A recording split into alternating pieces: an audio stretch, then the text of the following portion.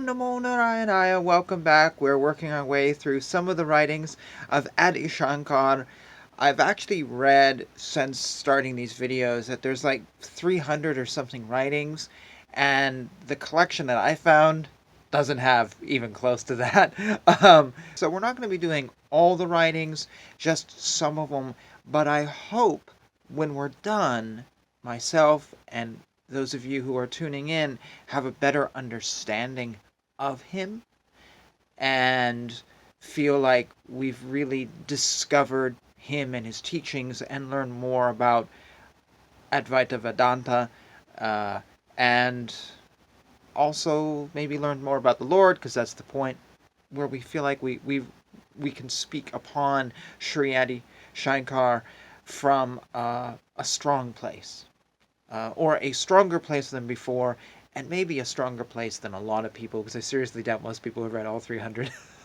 As it is, they may not even, well, maybe they're all online. I don't know, probably.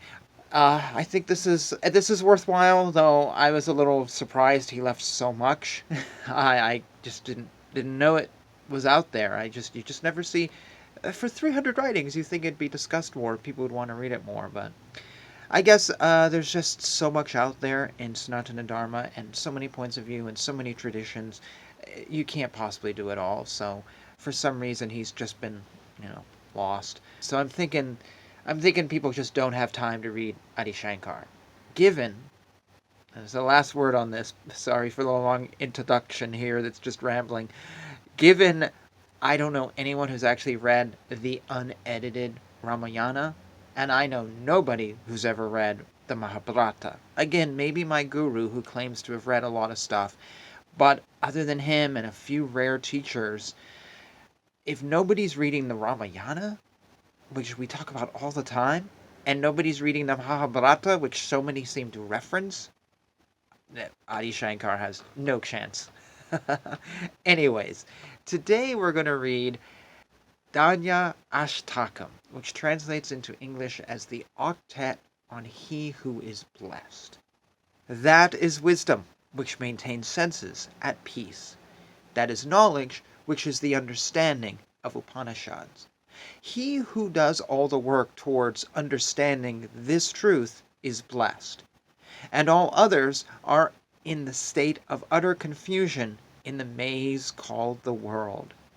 He indeed is blessed who wins over the enemies within of the passion, desire, hatred, and excess of emotions, and gets into the kingdom of yoga, and reaches the deathless state, and lives happily with the wife called knowledge in the house of reasoning.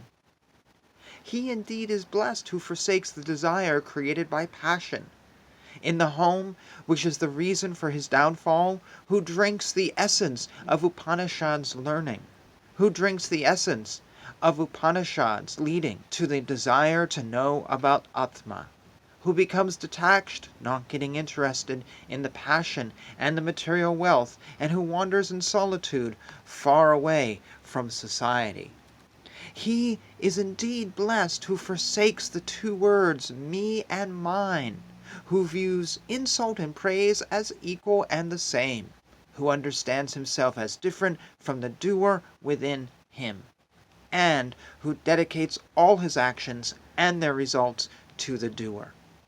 That twice born is indeed blessed who forsakes the three desires for wealth, recognition, and family, who practices and walks in the path of salvation, who manages his walk of life with the nectar of alms, and who researches in his heart about the eternal light of the eternal soul and understands it. He is indeed blessed who is not good nor bad nor great, not man nor woman, and not a eunuch, who is the only cause of the world, who with concentration only searches for eternal truth, and who becomes a person of luster without getting entangled in the desires for reaching the eternal.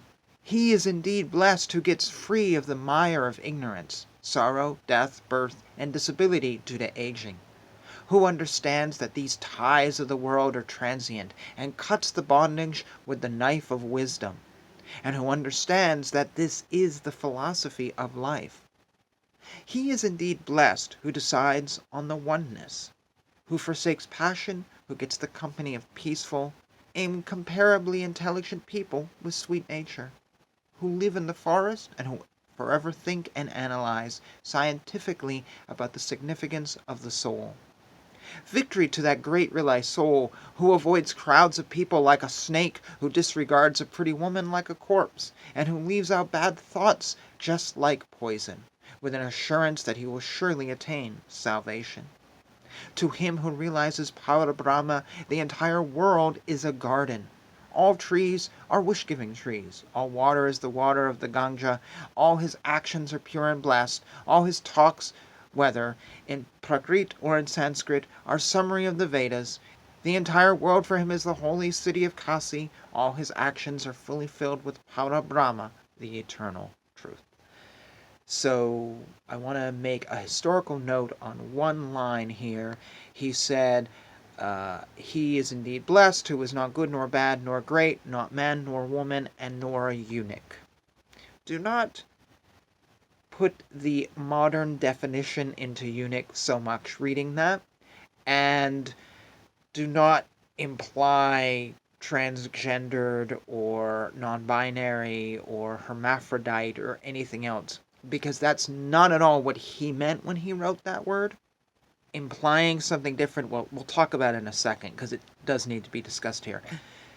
But he was writing somewhere between 700, 750 CE or BCE, whichever you prefer to use.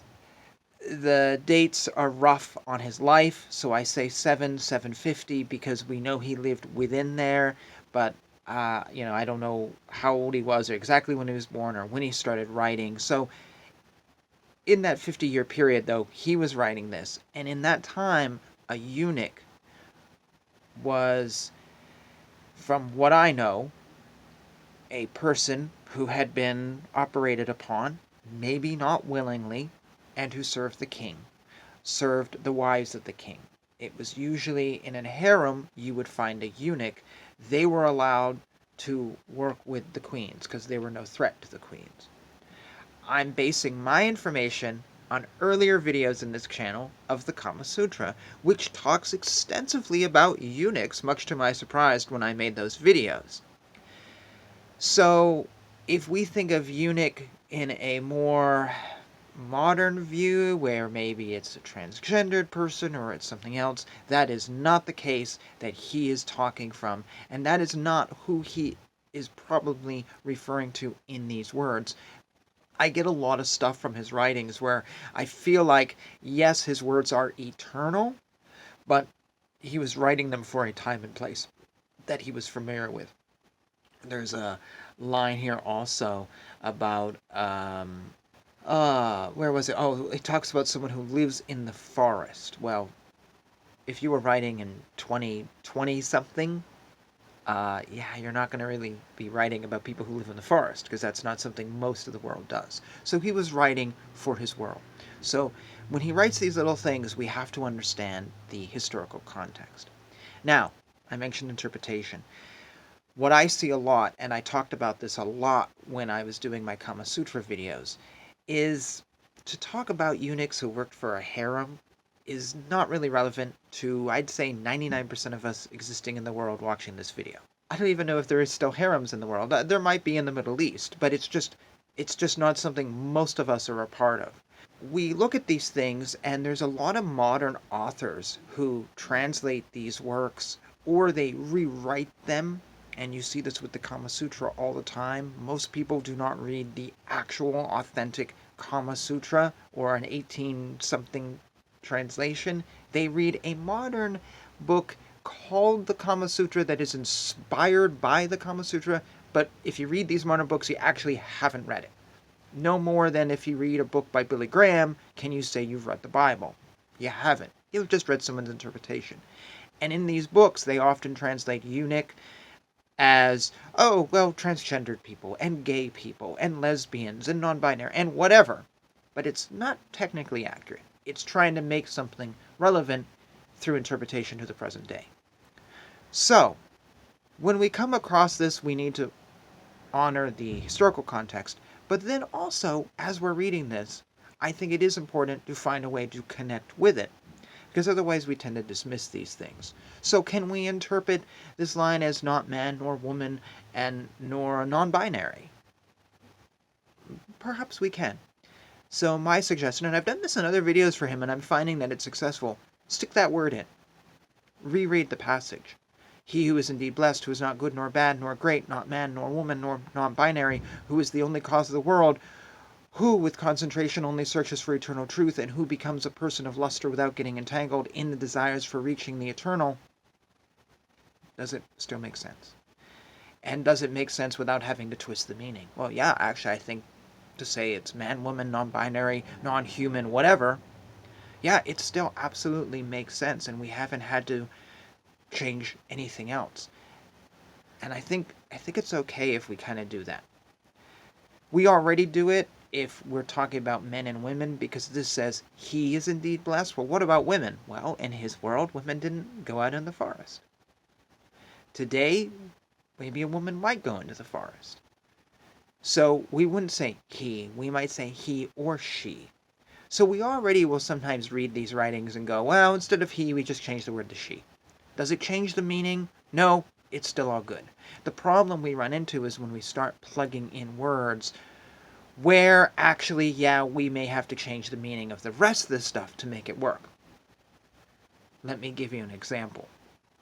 He is indeed blessed who is not good nor bad nor great, not man nor woman nor non-binary nor AI, who is the only cause of the world, who with concentration only searches for the eternal truth, and who becomes a person of luster without getting entangled in the desires for reaching the eternal. Does AI, does an artificial intelligence have, are they the cause of the world? Can they be good nor bad? Well, actually, they can be good nor bad. They're just an AI. But do they search for the eternal while getting lost in illusion? Well, that's not possible. So in order to define this in terms of an AI, and maybe in the future we will have living and breathing AIs, so I'm just using that as an example, which seems to me very viable from where I stand. The only way now to interpret the rest of it is to start twisting. Well, an AI doesn't really do the searching for eternal truth.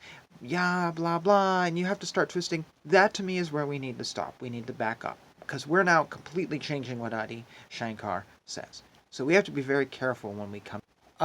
So I just realized that I've gone on and on and on about interpretation here, and I didn't mean to do that. I really just wanted to comment on this one word and how we just can't interpret it, but I just found myself in a rolling diatribe that I've come to many times on this channel about interpreting and translation, and I've completely left out all the other amazing things in this piece, and all the great stuff that is here. So, I'm sorry. That's the way this channel goes, and if you watch it enough, you know that. Or if you stick around to the end, you know that's how I go. I would just say, though, that what I see here, he seems to say elsewhere. We see a lot of repetition with him, but from different points of view and trying to hone in on stuff, maybe for different audiences. But Adi Shankara's beliefs, to me, from what I've read so far, don't seem to be so crazy. He's got some stuff here, and he's just working with that. It's not like 50 ideas that we're trying to put together. He's got a few that he keeps coming back to. I did really like, and this will be my last comment, gosh, where was it? I just thought it was really, really cool. Oh, the fourth line. And all the others are in the state of utter confusion in the maze called the world. Not Maya, not illusion. Maze called the world. That's a phrase we should use more often because it makes total sense. The other line I liked was, he is indeed blessed and lives happily with the wife called knowledge in the house of reasoning. That is so visual, and you really feel it. He lives with his wife who is knowledge, and it's visual, but yet it's abstract. It's just such a good, I don't know what he originally wrote, but this particular translation just is just so good, and that is just, wow, it's just right there. Um, as a writer, this validates my view that you should show instead of tell. You've all heard that, I know, in your high school or college writing courses or middle school. Show, don't tell. Uh, and it's true. I used to write a lot of poetry, and I don't anymore. And one of the problems I always had was I would tell, tell, tell, and I would never show. I have a friend who wrote a book, and I could barely read it because all he did was tell, tell, tell what happened. He never showed anything. Everything was always after the fact, describing an event after the fact. Between in this conversation, it was like I could not connect with it. But I connect with this wonderful line that's so wonderfully visual. So I just wanted to mention that line. The writer in me liked this translation, you could say. That being said, I will stop my ramblings here as this video is going a bit long and let you keep it going with whatever you might like to talk about. And yeah, so with that, thank you for watching. Hare Krishna, Krishna Krishna, Hare Hare, Hare Rama, Rama Rama, Rama Hare Hare.